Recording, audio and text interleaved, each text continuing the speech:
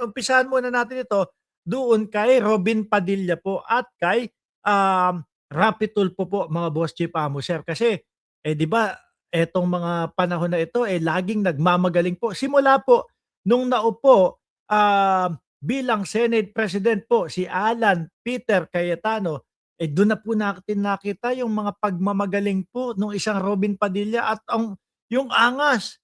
Ano po, yung angas mga kababayan. Sabi ko, langya nung minority sila, walang kibo masyado. Ngayon, na ano lang, naging nahalal lang bilang Senate President si Alan Peter Cayetano, yumabang na si Robin Padilla. Kaya lang, mukhang tinatapatan siya ng mga tulpo Pakinggan nyo ho, mga kababayan, ito pong pagbabanta ni Rapi Tulfo kay Robin Padilla na tapos na daw po, no? Oh. Senator Robin Hood Padilla, tapos na ang maliligayang araw ninyo.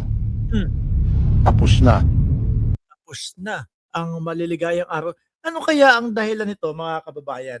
Hindi po kaya dahil bukas po merong espesyal na sesyon na mangyayari po mga kababayan at yun nga po ay panawagan ng Malacanang tapos maririnig natin si Boss Jewel Villanueva mga bossing. Mariin niyang isinasabi pagka po nagpatawag ng espesyal na sesyon, kami po ay makikita nyo at kami po ay dadalo.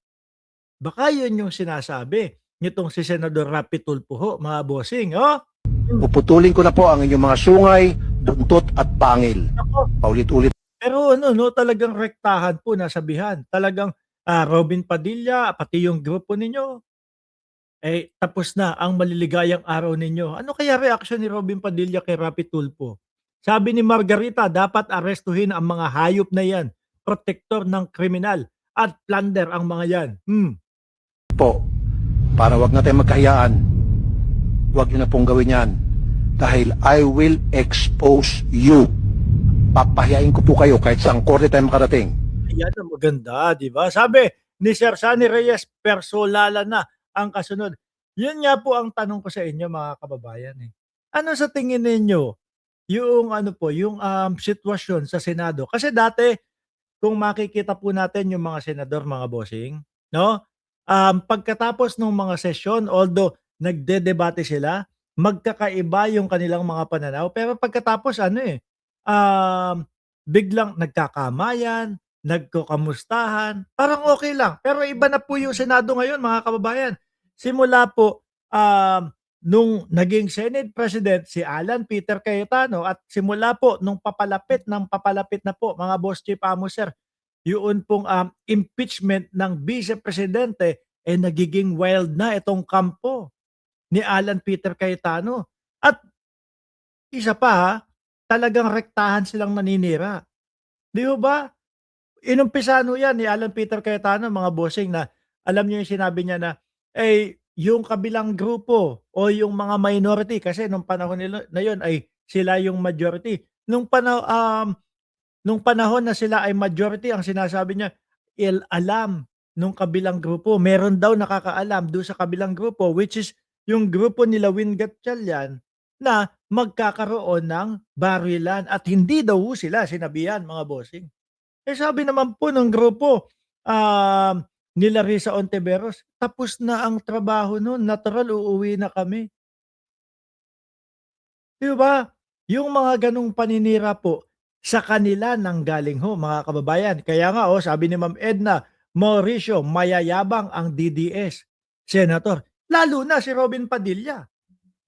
Di ba? Si Robin Padilla nung nagkabarilan po mga kababayan, ang yabang. Yung tipo ba, tsaka may isa akong napanood na video.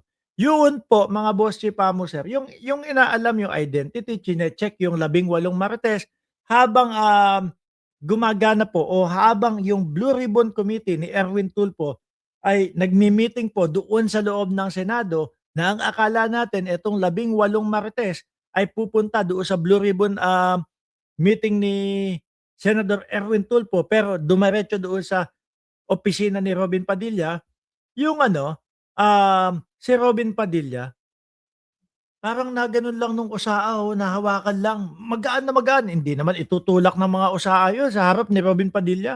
Putik sabi ni Robin Padilla, "Wag mong itulak yung mga bisita natin brother, naglilisik ang mata." No, halatang talagang pinandidilatan niya yung mata, "Senador ako, wag mong itulak." Putang ina, nakita ko yung hawak nung usaan nakagano'n lang mga kababayan, eh. Ni wala ngang pagtulak na pa-gano'n, eh. 'Di ba? Talagang sabi ko, iba na ang astahan nitong mga kupal na ito, mayayabang na sobra. Pero hindi natin alam kung hanggang kailan tatagal yang pagyayabang nila. Dahil po naniniwala ako, bukas lang po tapos na yung delusyon ni Alan Peter Cayetano na siya pa ang Senate President. Malabo na po yan mga kababayan dahil ang nakikita ko bukas 13 na sila na dadalo at bukas din po maaari posible na magkabotohan na po mga kababayan para, magkaroon na po ng Senate President, mga boss, chief, amo, sir. At 100% ako naniniwala na talagang, itutuloy yung pagluklok po dito kay, Senador Sherwin Gatchalian mga bossing. Sabi, hindi uubra sa mga tulpo yang si Robin Padilla, mukhang hindi na naman sumagot, eh.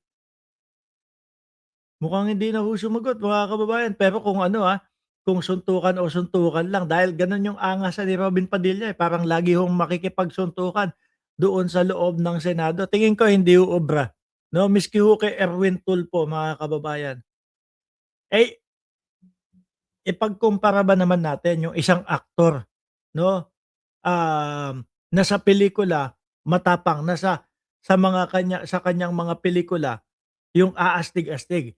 Versus dito sa mga tulpo na talagang ang trabaho nila, lalo na mga kababayan, yan sila Ben Tulfo, 'di ba?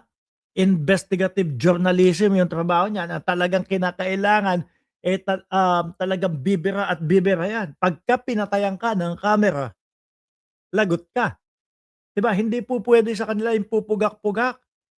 Hindi pa uubra sa kanila yung, lang, yung tipong nagmamagaling at nagmamatapang lang. Kinakailangan, aral ka ng martial arts kapagka ganyan yung trabaho mo, 'di ba? Baka isang roundhouse kick mga bossing hindi umubra. Ano po, nakita natin si Noybe nakipagsuntukan dati kay Richard Gomez, mga kababayan. Kayo na lang po ang humusga kung ano po ang naging kung ano po ang naging, katapusan nun mga kababayan. Sabi ni Jonas Benavides, real life bad boys of mainstream media. Yan mga tulpo. Pero yung kay Robin po, ang astig-astigan niyan, pampelikula lang mga kababayan. Okay?